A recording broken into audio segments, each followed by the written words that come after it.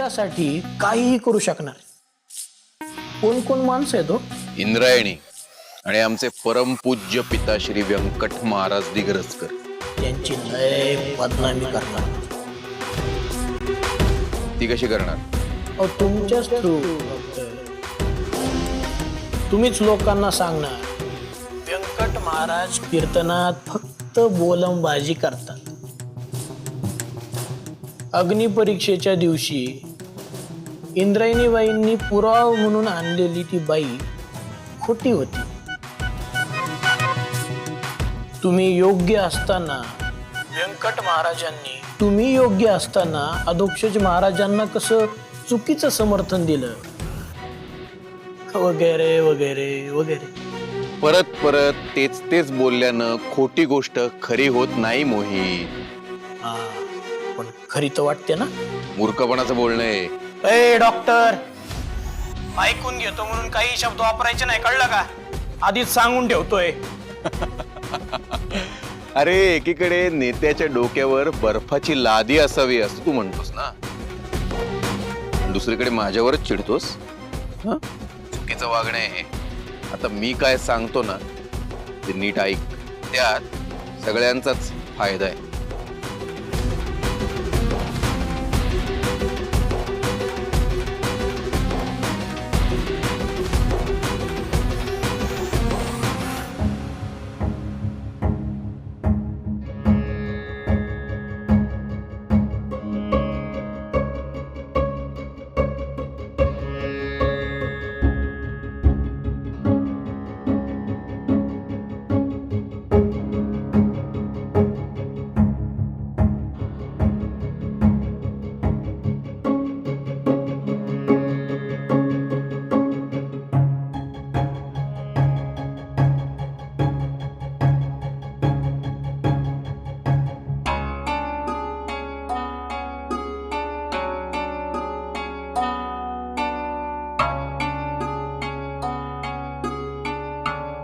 नारायणीताई, काय झालं ग?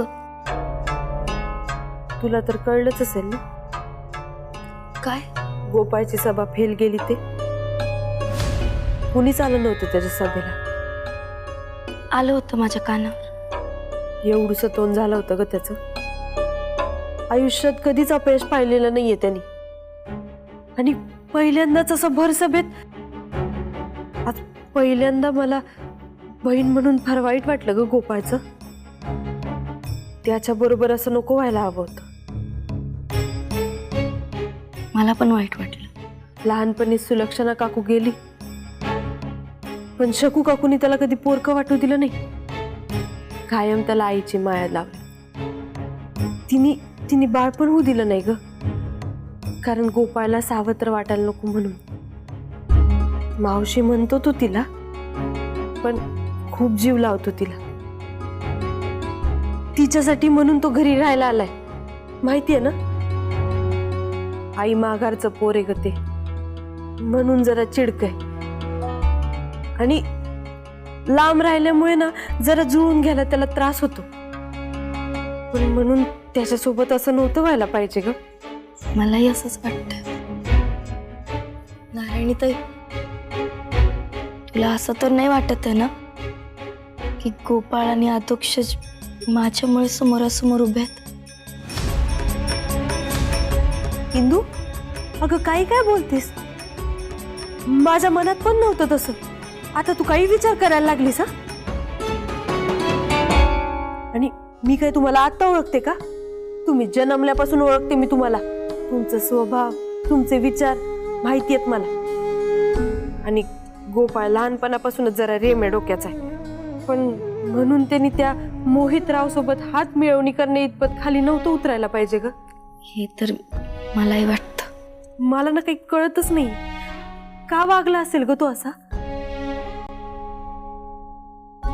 विचार करून करून ना माझं डोकं दुखायला लागलंय आता. जाऊ दे, जे व्हायचं ना तेच होणार आहे आणि जे घडायचं तेच घडणार आहे. मी ना जाऊन जरा पडते. मी करते.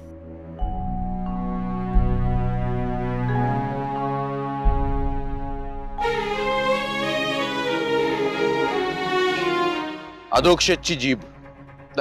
त्याबद्दल काही वेगळं सांगायला नकोच. तू तुझ्या माणसांकडून एक काम करून घ्यायचंस मोहित. कान ओपनच आहेत आमचे, सांगा. डॉक्टर गोपाळ विरुद्ध अधोक्षज महाचर्चा. निवडणुकीतले 2 उमेदवार आमने सामने असे बॅनर्स लागले पाहिजेत गावामध्ये. वादविवाद, विचारांची देवाणघेवाण, गावाच्या भविष्याची योग्य दिशा ठरवण्यासाठी वैचारिक संघर्ष असा सगळा मॅटर पाहिजे त्या बॅनरवर. एक गाव 2 दिशा. अंतिम निर्णय तुमचा. सुपर आयडिया ही. अमेझिंग. अहो त्या अधोक्षज महाराजांना एक शब्द नीट नाही बोलतायत, ते काय करणार आहेत महाचर्चा? तत पप करणार आणि गप बसणार. हे बघा गोपाळराव, नाही इतकं पण हलक्यात घेऊ नका तुमच्या बंधुराजांना. अरे तो अधोक्षज माझ्या समोर 1 मिनिट पण टिकू शकणार नाही, गॅरंटी देतो मी तुला. असे प्रश्न विचारतो ना त्याला की बोलताच येणार नाही. आता फक्त महाचर्चेमध्ये तुमची काही माणसं बसवा. एकदा तो गप्प बसला की दुरोळा हुर्रे हुर्रे हाय हाय करत सुटतील लोक आमची. नाही नाही नाही, दंगा नुसता धिंगाणा. भारी भारी. काय अशीच जिंकली जाते ना निवडणूक. असंच करतात ना प्लॅनिंग. शिकलाय आमच्या सानिध्यात राहून काय करायचं काय नाही करायचं बरोबर शिकलाय. हो ठीक आहे, मग लागा कामाला लागा.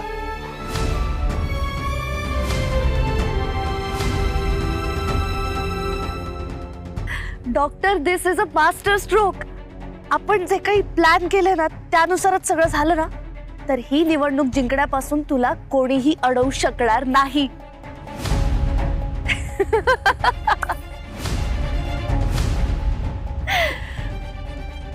भावी सरपंच डॉक्टर गोपाळ दिग्रसकर.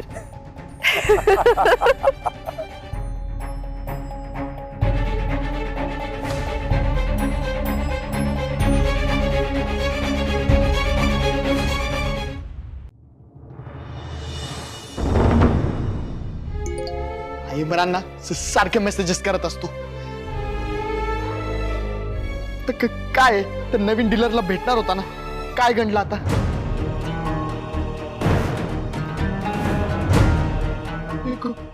काय आदू चेहरा का पडलाय? बघ ना काय लिहिलंय. भाऊ बंदकीचा महासंग्राम,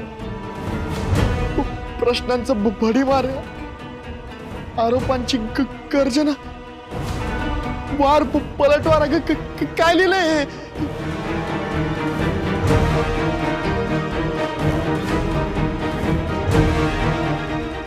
अगं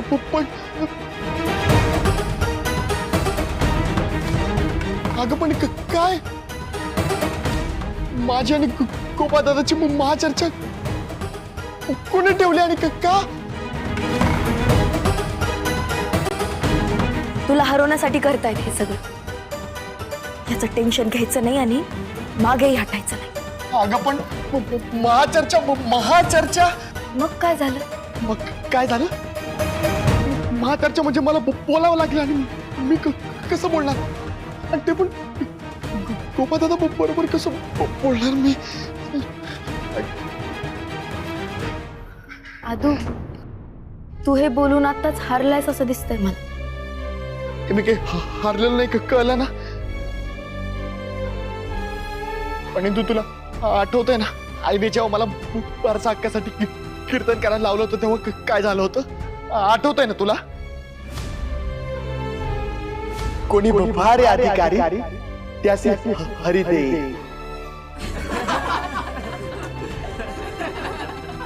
कीर्तनाची गोडी नंतर चाखा, आधी नीट बोलायला तरी शिका.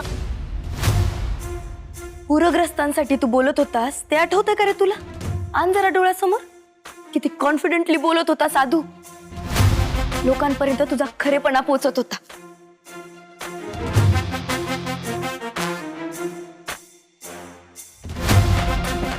भाऊबंदकीचा महासंग्राम बघितलं का रामभाऊ गावामध्ये? गावभर डोळ्यात घुसतील एवढे बॅनर लावलेत मोहित रावाने, दिसणारच आहे ना. आणि काय वार पलटवार, प्रश्नांचा भडीमार, ही काय भाषा झाली का महाचर्चेची? तुम्ही सांगा बरं. नाही हो, या महाचर्चेची वादविवाद स्पर्धा करून टाकली आहे. नुसतं शब्दाने एकमेकाला भोचकायचं बस. तो मोहितराव लईच नालायक माणूस आहे हो. नाही, तो नालायक आहेच हो, पण आपला गोपाळ त्या नालायक माणसाच्या मांडीला मांडी लावून बसलाय. अहो गरज काय होती अध्यक्ष महाराजांच्या विरोधात उभं राहायची?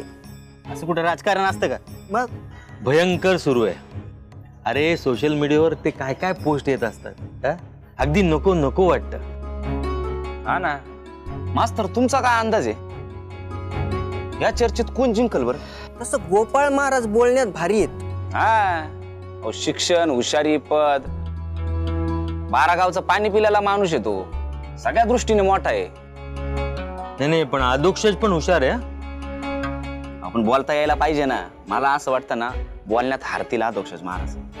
खऱ्याचा विजय हो, हीच विठुराया चरणी प्रार्थना आहे बाबा. गोपाळ जिंकू नये असं वाटतं ना तुम्हाला? नाही, हे बघा, गोपाळ हारला तर ती हार मोहितरावची असेल आणि मोहित हारावा असंच मला वाटतं. हारायलाच पाहिजे तो.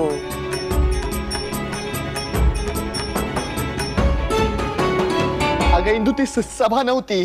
मी फ्लो मध्ये बोलून गेलो सगळं. पण ही महाचर्चा डिबेट आहे, ती पण कोणाबरोबर? गोपाळ बरोबर, जो बोलण्यात कधीच हरत नाही. मला नाही जमणार.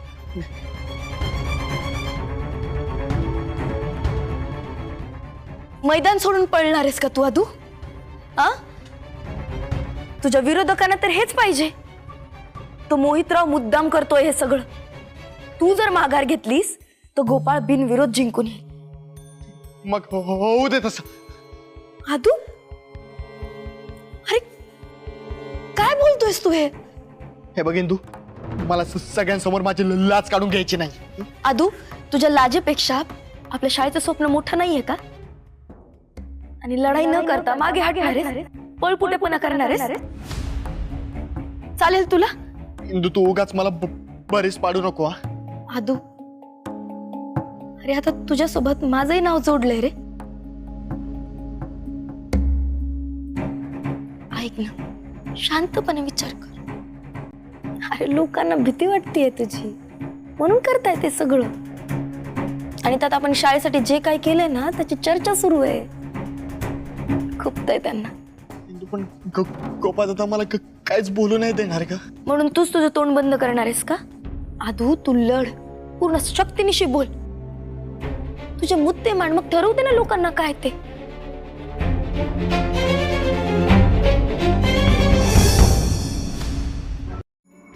गोपाळ, काय चाललंय? जे आहे ते समोर दिसतंय ना तुला. ही महाचर्चेचं वगैरे कोणी सांगितलं तुला करायला? मोठ्या बाई, मी स्वयंभू आहे. अहो, मी काय करायचं याचे निर्णय मी स्वतः घेतो, कुणाला विचारत नाही. पण आपण एका टीम मध्ये आहोत ना. देन विश मी लक.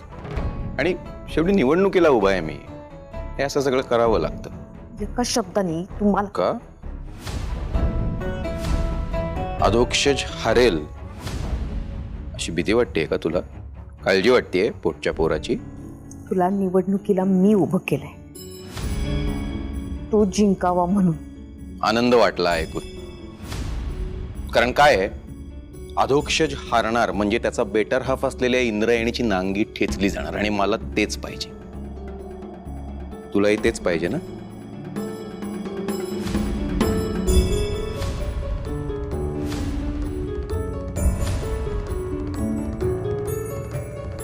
अधोक्षज, मी तुझ्या सोबत आहे, दिसतंय ना तुला?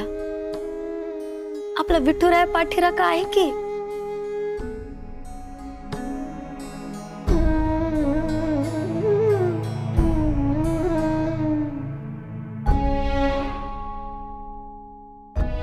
गोंधळ उडालाय ना मनात? आणि आदू, याच्यापेक्षा जास्त गोंधळ तुझ्या विरोधकांच्या मनात उडालाय, म्हणून त्यांनी हे पाऊल उचललं. इंदू, तुम्हाला जास्तीच. अजिबात नाही. आदू, तू काम करणारा, परिस्थितीशी लढणारा माणूस आहेस. तू कधीच मैदान सोडून पळाला नाहीयेस. तुला आठवते ना राणीला कसं वाचवलं होतंस तू?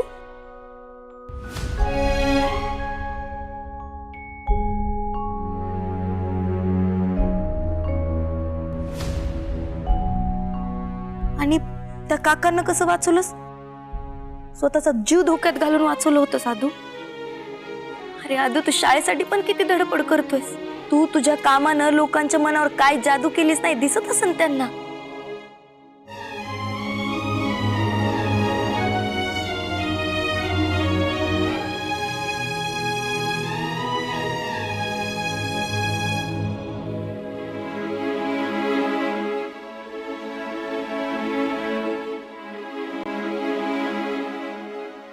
आदू, तू बोलताना अडकतोस, विचार करताना नाही. तू ना तुझे मुद्देच असे मांड की लोकांचं लक्ष तुझ्या विचारांकडे गेलं पाहिजे, तुझ्या अडकण्याकडे नाही. टाळ्या मिळवण्यासाठी बोलू नको साधू, तुझी कळकळ लोकांपर्यंत पोहोचवण्यासाठी बोल. आवाजातला सच्चेपणा ना लोकांना प्रभावित करतो, भाषेचा फुलोरा नाही. आणि पोकळ आश्वासनांची भाषा कळते रे लोकांना. आदू, तू ना तुझे मुद्दे मांड, त्यांच्या प्रश्नांची उत्तरं ना एकदम प्रभावी दे. मग बघ, कुणाचंच लक्ष तुझ्या अडकण्याकडे जाणार नाही. अरे गॅरंटी आहे मला आदू. लोकांनी आधीच हसायला सुरू केलं तर याची भीती वाटते ना. अरे आदू, हसू दे की, मग जे असतील त्यांचे दात दिसतील. असंच हसायचं. आदू, तू जर मनानेच हारलास तर उद्या बोलूच शकणार नाही सारे. तुझ्या मनाला सांग की आता रडायचं नाही तर लढायचं, आणि ते पण जोर लावून लढायचं. तू बोलण्यात हुशार आहेस ना, म्हणून तू मुलांना पण चांगलं शिकवतेस.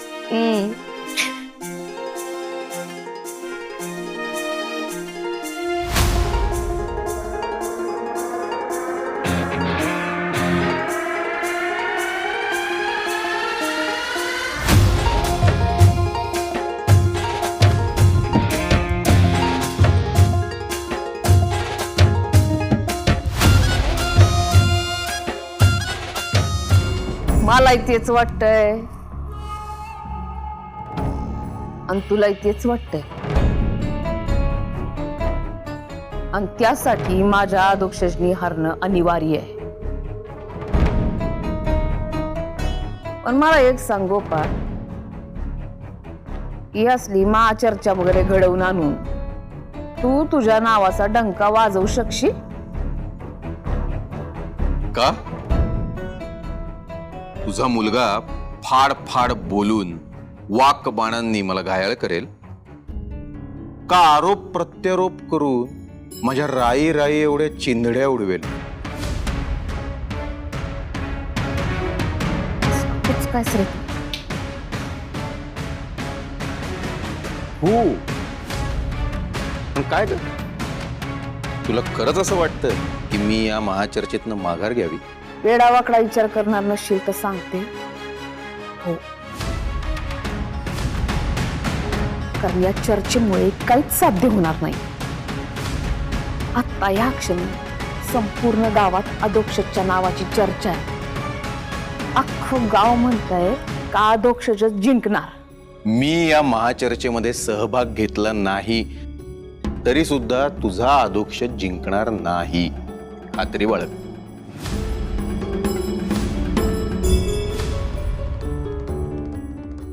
समजा त्याचं नशीब चांगलं असेल तर? नशिबा बिशिबावर विश्वास नाही आहे का माझा. मी तुला गॅरंटीन सांगतो, मी तुझ्या पोराचा धुरळा उडवणार. त्याला असा पाडणार ना की चारी मुंड्या चित करून टाकणार. चारी मुंड्या चित. माणसानं उगच हवेत उडू नये. बोलली वेड्या आईची वेडी माय. बोलली. हे बघ, अजून महाचर्चेचा निकाल लागायचा. मी खात्रीनं सांगतो, अधोक्षज कन्फर्म हारणार. कारण हा डॉक्टर गोपाळ गॅरंटी असल्याशिवाय कुठल्याच गोष्टीला हात घालत नाही. आधी तो महाचर्चा हारणार आणि मग निवडणूक सुद्धा. अरे आवाज कुणाचा? डॉक्टर गोपाळ डिग्रसकरांचा. डॉक्टर गोपाळ डिग्रसकर विजयी असो, अशा घोषणा तुला ऐकू येणार. आणि मला वाटतं माझा विजयी गुलाल लावून तू नाचशील सुद्धा.